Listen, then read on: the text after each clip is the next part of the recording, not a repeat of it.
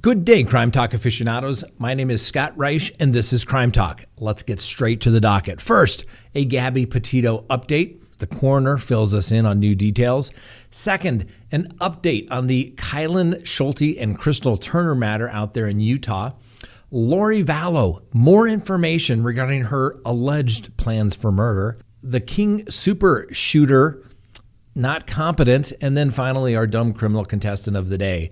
Let's talk about it.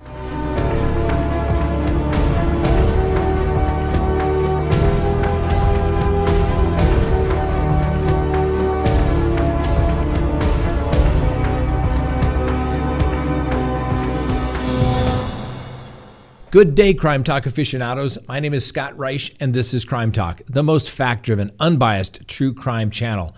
The channel where a practicing criminal defense attorney explains the facts, the procedures, and the law to cold cases and current actual criminal cases. Welcome to the show. Now, if you haven't done so already, please hit the subscribe button, hit the thumbs up, hit the bell so that you receive notifications of when we go live. And please leave me a comment below about what you think about the cases that we talk about today. I assure you we read the comments.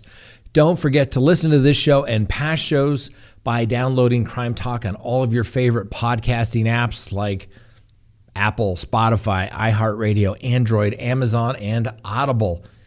Listen, if you want to catch up or listen to past shows, that's the easiest way to do it if you can't watch it here on YouTube. Now, obviously, we got to support the people that support us here at Crime Talk, which hopefully makes this possible, and we can put out a better product every day. Please go to crimetalkprep.com where you can get a 3-month emergency food kit. Why do you need that? Well, it's a responsible thing to do. I actually went into a store today while I was getting some gas coming back from court, and their shelves were empty, stating that they just simply don't have the supply coming in. It's crazy. I think I told you the other day I went to Costco and they were rationing paper towels and toilet paper, and it was going to take me 6 months to get a new tire the other day at the car dealership. The supply lines are there. Now, although there aren't huge shortages, you've been to the store as well. You've seen that things are getting a little thin in spots. Now, hopefully you'll never need it, but go to crimetalkprep.com and you'll receive $100 off the best-selling 3-month emergency food kit. This stuff stays good for 25 years. Please go to crimetalkprep.com. It's doing the safe and responsible thing. All right, let's get to the docket. The Teton County, Wyoming medical examiner announced in a press conference today that Gabby Petito died of strangulation. Now, the coroner, Dr. Brent Blue, addressed the media on Tuesday afternoon, weeks after announcing that Petito, who was 22, had died of an apparent homicide. Now, Petito's boyfriend, as just about everybody knows, Brian Laundrie, is a person of interest in Petito's disappearance, but has not yet been named a suspect in her death investigation. And we'll talk about that, why. Now, Gabby Petito's press conference note that the cause of death was obviously strangulation, homicide, time of death, 3 to 4 weeks is an estimation from when the body was found. How do they estimate that? Well, normally it's based upon the amount of the insects that have accumulated. They can base that based upon the time, based upon the decomposition. Rather interesting stuff. If you've ever looked into that or been to the body farm, it's absolutely fascinating how they do that. Now, the questions that were also asked of the good coroner there are whether Brian Laundrie killed her. And the doctor says, we only have a cause of death. You have to contact the FBI. Well, that's pretty obvious. Then he was asked, can you comment on any other bruising on the body, any older bruises or cuts? He says, no one. The doctor said that no other information about the autopsy will be released, just the cause of death. The press didn't take no for an answer, basically kept asking questions. Why did it take a month for the process to be finished? He said they were being very exact in their examination and detail, and they were waiting for various specialists to come in, waiting on toxicology to return. The question was asked whether there were any DNA samples taken from Gabby's remains. Question, can you tell us the condition of her remains? The doctor stated the DNA was taken to law enforcement, and all that he can say is the condition is that the body was outside for 3 to 4 weeks. So you can imagine what shape the body was in. Probably not great. The press continued. Do you have any doubts? It's Brian. The doctor stated he can't comment. Question, how did you arrive at the manner of death? The doctor stated you have 4 choices, obviously homicide, suicide, accidental, or natural, and it depends on a lot of other circumstances. We've talked about that many times here on Crime Talk. The doctor wouldn't comment on whether the body was buried. There was a question about whether any impact from the weather that was on the body or animals, and the doctors simply stated that the body was outside for 3 to 4 weeks. So obviously you have decomposition. Let's face it, Mother Nature is out there. Nature is out there. It's not uncommon for animals to come and, do what animals do to bodies that are out in the forest there. So I'm gonna guess the body was not in great shape. When asked about where the body was located, was that where the murder took place, or whether the body was dumped there, the coroner would not comment. When asked whether there were any drugs in the system, the coroner said he would not comment. He did state, however, that the test determined that Gabby was not pregnant. And when asked what the date of the death will be on the death certificate, the doctor stated that the death certificate is not done yet, but that the state of Wyoming allows for an approximate death, so there won't be an exact answer on that.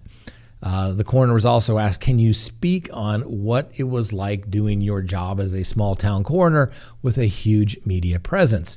The doctor said, well, this is one of obviously many homicides that they've had to deal with. And his response was, it's a shame that others don't get this kind of coverage. Maybe it's simply because she was a blogger. I think most people would feel that same way, that why is this case any more of interest than other homicides that take place? And obviously the fact that she was in fact a blogger or putting out a travel blog maybe had something to do with it. Very interesting. Strangulation. I mean, obviously, we've talked about this before. So if you haven't been to Crime Talk, strangulation, in my humble opinion, is one of the epitomes of after deliberation. Because, yes, somebody can pass out rather quickly from being strangled from loss of air, but to really strangle somebody, you have to get, we're talking 5-6 minutes, based upon what experts have told me over the years. So that's like the epitome of after deliberation. And you're literally looking the person in the face if that's the way it happened. We'll have to see whether the hyoid bone was fractured or anything like that as information comes out. But there must be some problems with the autopsy, probably because the body was outside. So it'll be curious to see how they determined that it was in fact strangulation based upon the body and probably the decomposition. It'd be very, very interesting. There may be some doubts that can be raised by that. We'll have to wait and see. As more news develops, we will let you know. Now, Gabby Petito's death at such a young age is obviously a tragedy, and Brian Laundrie is currently charged only with the unauthorized use of a debit card belonging to Gabby, and Brian Laundrie is only considered a person of interest in relationship to Gabby Petito's demise. Now, at this time, Brian is still missing, and when he is located, he will address the pending fraud charges against him. We'll see if further charges are filed. And for those of you who don't know, Petito was first reported missing by her parents over a month ago on September 11th, and after an extensive search, her remains were found on September 19th in the Teton National Forest. Petito's body was found a 5 to 10 minute walk from where her van was last seen. And now Brian Laundrie's family members have reportedly received threats to themselves and their children in connection to Gabby Petito's disappearance and murder. This case and the search for Laundrie has been obviously a huge focus for media attention, coverage, And citizen protesters have at times congregated at the home of Laundrie's parents, where Brian and Gabby were living before they left on their trip, and also camped out at the home of Brian's sister, Cassie Laundrie. The Laundrie family has apparently contacted the police numerous times about these threats. Cassie's husband has said he's received multiple texts from random numbers threatening to kill his family and kidnap his kids. Clearly, people don't do that. It's not necessary. He had nothing to do with anything of this. And Cassie Laundrie recently came under scrutiny after reports that she had also gone camping in early September with Brian and her parents. Previously, she had given an interview saying that she had not been able to speak to her brother. And then Cassie claims that her answers were taken out of context, and now she insists that she has been cooperative with the police since the start of the investigation, and she would say where he was if she knew. And most people know Brian Laundrie is still currently wanted only on the debit card fraud charges and has been on the run now for a month. The case won't go cold until officials have examined all evidence and exhausted all possible leads regarding his location, which may take months or even years. Now, Dog, the bounty hunter, whose real name is Dwayne Chapman, is going back to Colorado to receive treatment for an ankle injury he experienced during the search for Laundrie. Now, while he's away, Dog's Florida team will continue to search while he processes leads in Colorado remotely. Dog is also reportedly raising funds to continue what he calls the expensive search. Now, as you may recall, Dog the Bounty Hunter joined the hunt for Brian Laundrie on September 27th, 4 days after the warrant was issued. Now, Brian Laundrie has not been seen since September 13th. Now, a lot of people may recall that I originally thought that perhaps the dog showing up was some sort of publicity stunt. And a lot of people pushed back and said, well, Scott, at least he's out there trying to do something. And I said, that's great. I hope he does it. He's got a lot of money. He can certainly do this because, you know, it's not cheap to take time off and go do all these other things like search for Brian Laundrie. He's hired search teams, what have you. He's even made a $10,000 donation for any information as it relates to Brian Laundrie, which seems like a small amount for a multi-millionaire who was able to secure at least interest in having people have a new show regarding Dog the Bounty Hunter. Now, I'm not saying that he didn't injure himself. I'm just saying, wow, it almost seems like mission is accomplished.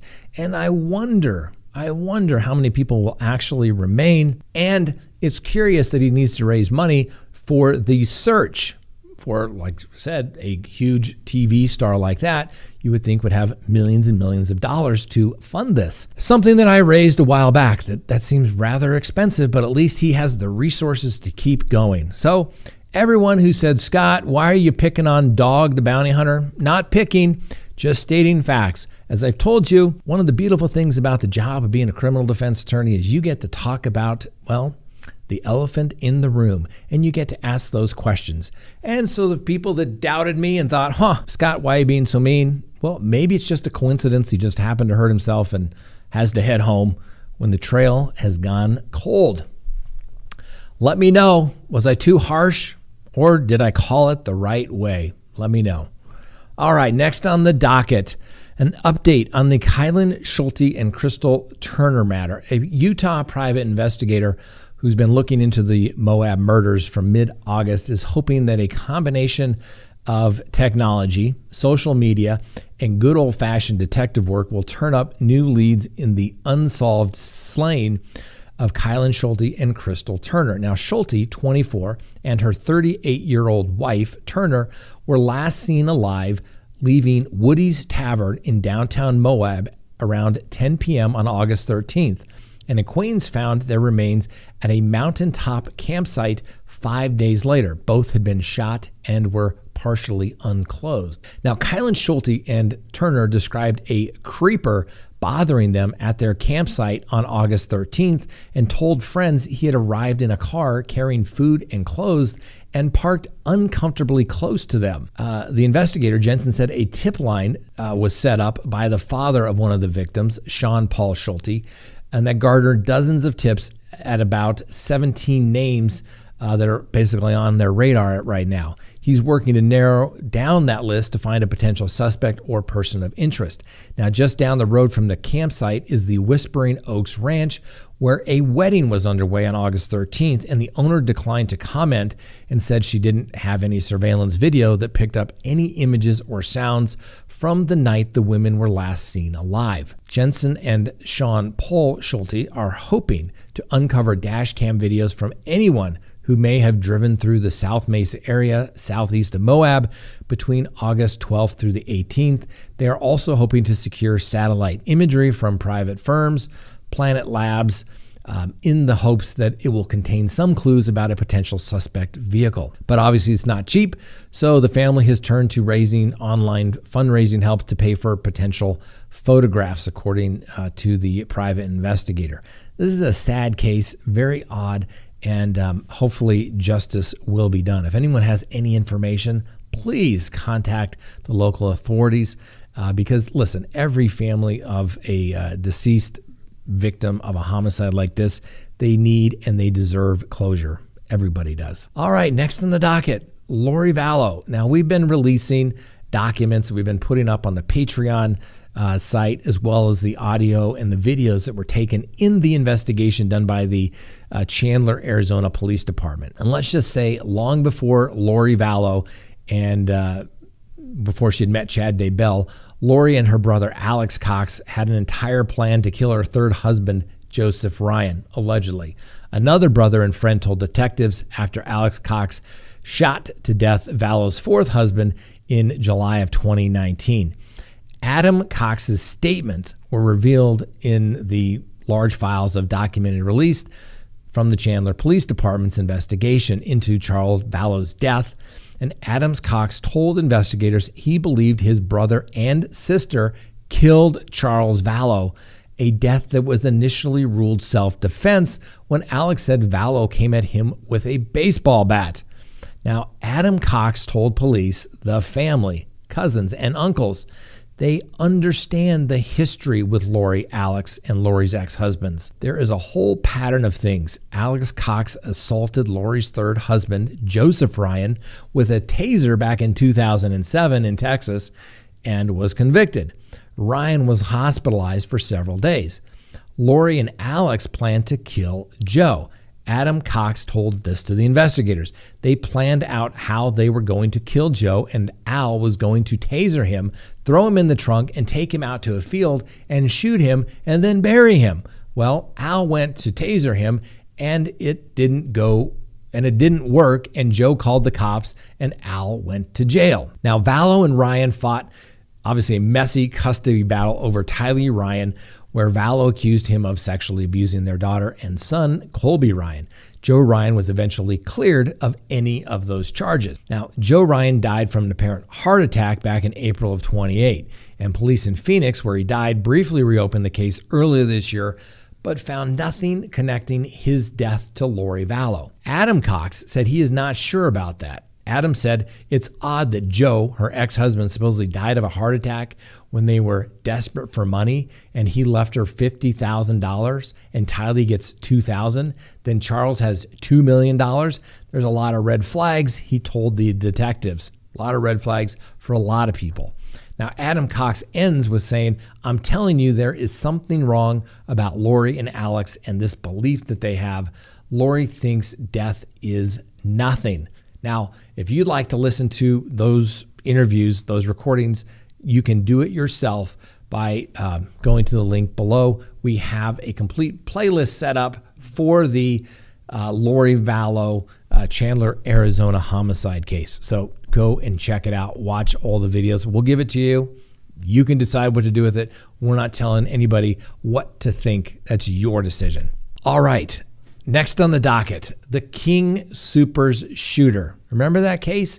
Can you believe, 2 months have gone by now? Well, the suspect in the Colorado supermarket shooting that claimed 10 lives has been declared incompetent to stand trial by professional evaluators. Ahmad Ali's first competency evaluation was filed with the courts on October 5th. Prosecutors also filed a motion for a second evaluation.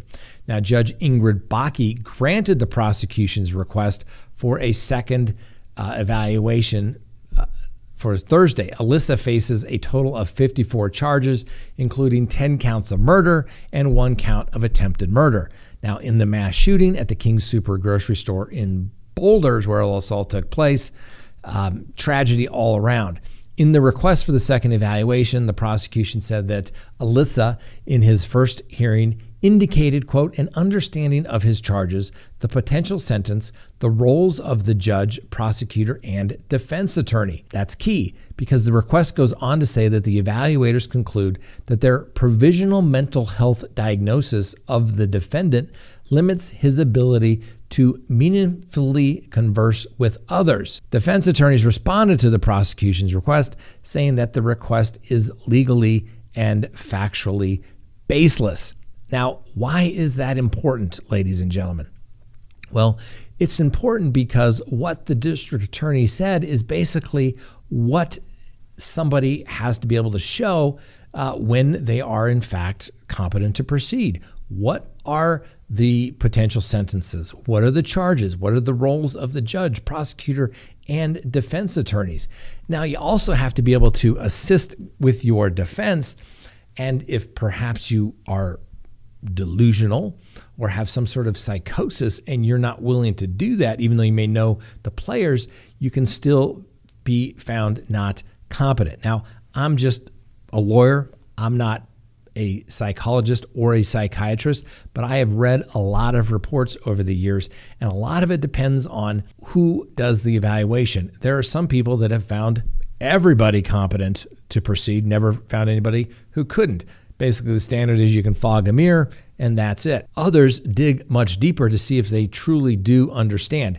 Now, understand here, most people, if you were to go to and ask a man or woman on the street, a lot of people probably couldn't tell you what the roles of the judge, the prosecutor, and defense attorneys are, as well as possible penalties in criminal charges, okay? But you have to have just a general idea of what's going on. So if they can't pass that very small threshold, it indicates that there are probably some severe mental issues.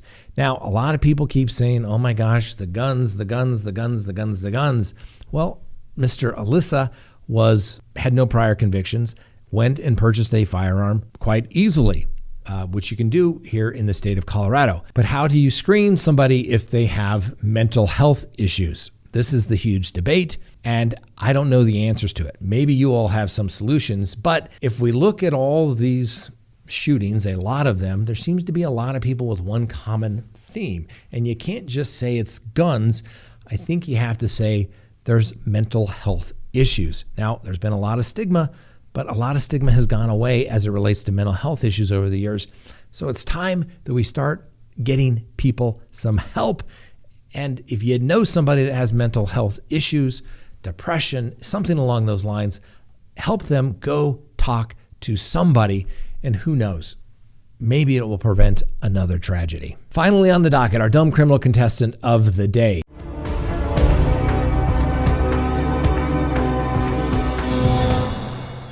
Now, authorities spotted a large fire while they were patrolling in Titusville, Florida.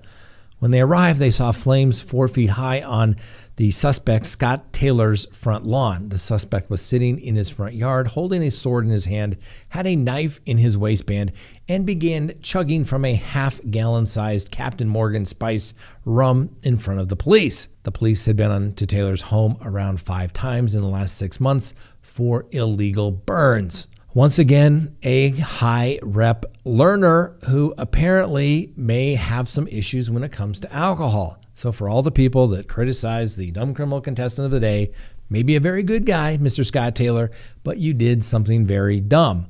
And it usually involves, that's right, alcohol or controlled substances.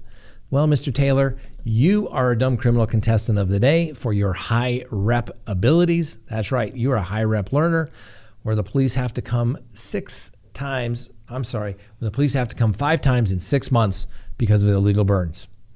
That's all we have for today. Make sure you join us this evening, live 6 p.m. Mountain Time for Crime Talk. Have a wonderful day. We'll see you soon.